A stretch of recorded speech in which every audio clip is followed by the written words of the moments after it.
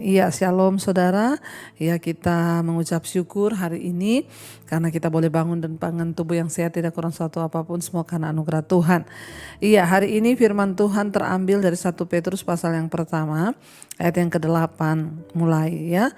1 Petrus pasal yang pertama, ayat yang ke-8, firman Tuhan berkata, "Sekalipun kamu belum pernah melihat Dia, namun kamu mengasihinya. Kamu percaya kepada Dia sekalipun kamu sekarang tidak melihatnya. Kamu bergembira karena sukacita yang mulia dan yang tidak terkatakan. Karena kamu telah mencapai tujuan imanmu, yaitu keselamatan jiwamu. Keselamatan itulah yang diselidiki dan diteliti oleh nabi-nabi yang telah bernubuat tentang kasih karunia yang diuntukkan bagimu." Saudara, 1 Petrus pasal yang pertama ayat yang ke-8, firman Tuhan berkata, ya, sekalipun kamu belum pernah melihat Dia, perhatikan kata Dia di situ huruf besar, itu berarti Tuhan Yesus Kristus ya. Namun kamu mengasihinya, kamu percaya kepada Dia, huruf besar yaitu Yesus, sekalipun kamu sekarang tidak melihatnya, kamu bergembira karena sukacita yang mulia yang tidak terkatakan, karena kamu telah mencapai tujuan imanmu, yaitu keselamatan jiwamu. Firman ini berkata, saudara, ya, kita ini memang belum pernah bertemu muka dengan Tuhan Yesus. Bahkan kalau saya bertanya kepada saudara, apakah ada di antara saudara yang sudah pernah bertemu Yesus, ya, muka dengan muka? Mungkin sebagian orang yang pernah mengalami penglihatan ya, atau didatangi Tuhan secara pribadi ada. Tapi itu hanya terhitung dengan jari, sangat sedikit orang yang mendapatkan anugerah dan kasih karunia berjumpa dengan Tuhan. Tapi rata-rata dari kita, orang percaya, orang Kristen, kita belum pernah bertemu dengan Yesus muka dengan muka. Ya. Namun ayat ini berkata, sekalipun kamu belum pernah melihat Yesus, melihat Dia, namun kamu mengasihinya. Ya, inilah yang disebut dengan iman, saudara. Kita memang belum pernah melihat Tuhan Yesus dengan mata. Tapi kenapa kita bisa mengasihinya? Ya, karena kita punya iman ya bahwa Yesus itu Tuhan. Makanya kenapa selalu saya katakan bahwa untuk percaya pada Yesus itu adalah kasih karunia. Karena tidak mudah mempercayai sesuatu yang belum kita lihat, Tuhan yang belum pernah kita tahu, belum pernah kita ya lihat dengan mata kita, tapi kita sudah bisa mengasihi, ya itu yang dinamakan iman.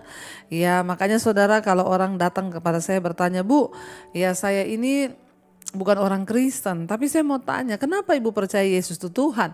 Saya sih nggak percaya ya, Bu. Gini.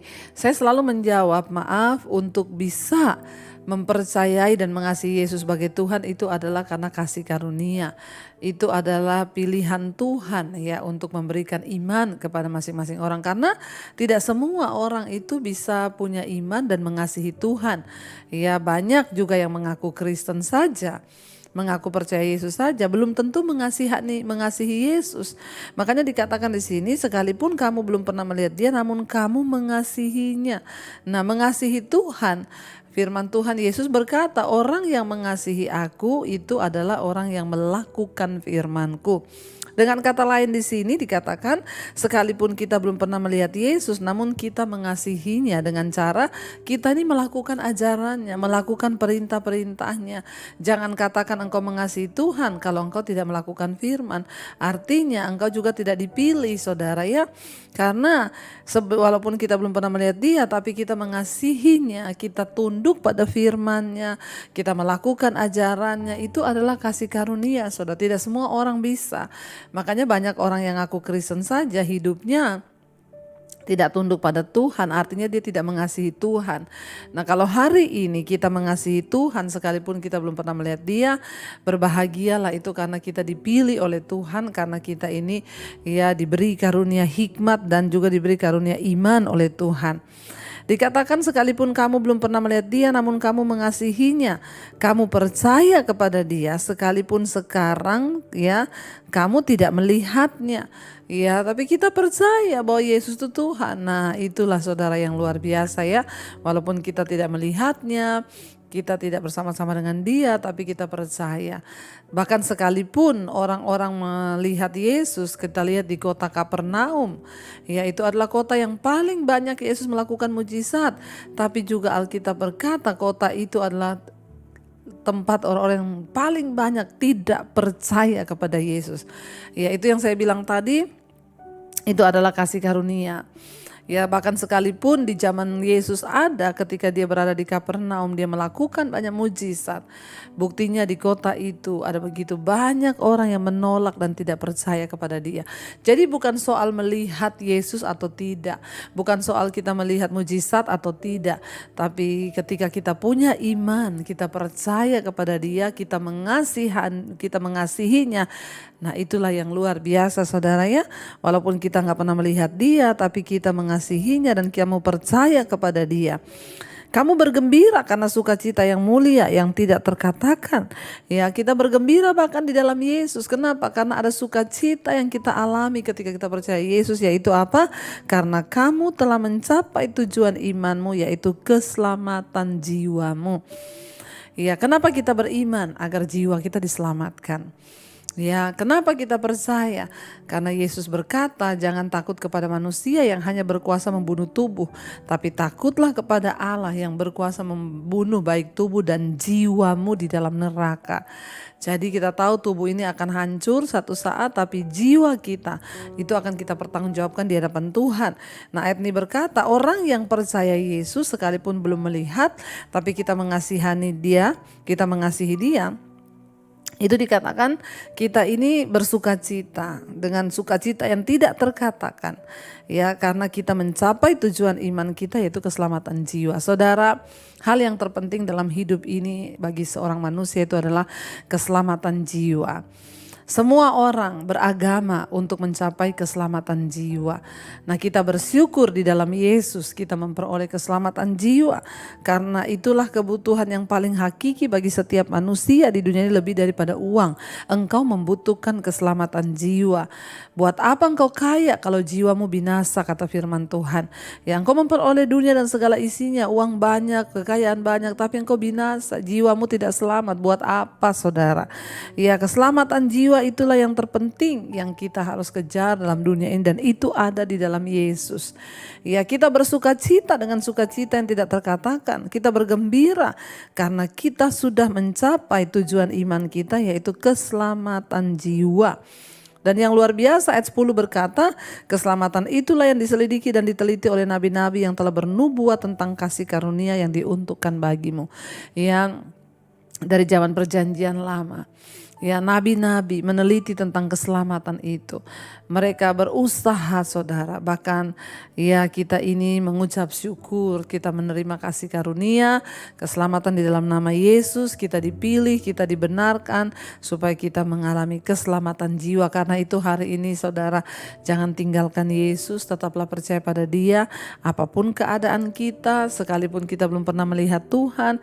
Kita belum pernah bicara dengan dia dari muka ke muka, tapi kita percaya ya, dan itulah iman. Marilah kita mau terus percaya dan berkata, Tuhan aku tetap percaya, aku tetap berharap, dan aku mau tetap setia kepada Tuhan, sebab Engkau yang pegang kendali atas hidupku. Biar kita perkatakan itu di hadapan Tuhan, agar kita juga boleh mengalami kemuliaan Tuhan, dan kita sampai pada garis akhir tujuan hidup kita, yaitu apa? Keselamatan jiwa kita. Mari kita tundukkan kepala, kita renungkan firman ini. Terima kasih Tuhan, Engkau membukakan setiap rahasia firman-Mu bagi kami. Kami bersyukur mengenali Yesus, sebab Engkaulah juru selamat kami yang menyelamatkan jiwa kami. Sekalipun kami belum pernah melihat Engkau, namun kami percaya dengan iman bahwa Yesuslah sumber keselamatan bagi jiwa kami. Mari saudara kita hampiri tahta kasih karunia Tuhan pagi ini. Dengan iman kita mau katakan di hadapan Tuhan pujian ini. Yesus Engkau juru selamatku, dalam janji-Mu kemenanganku. 'Ku selamanya.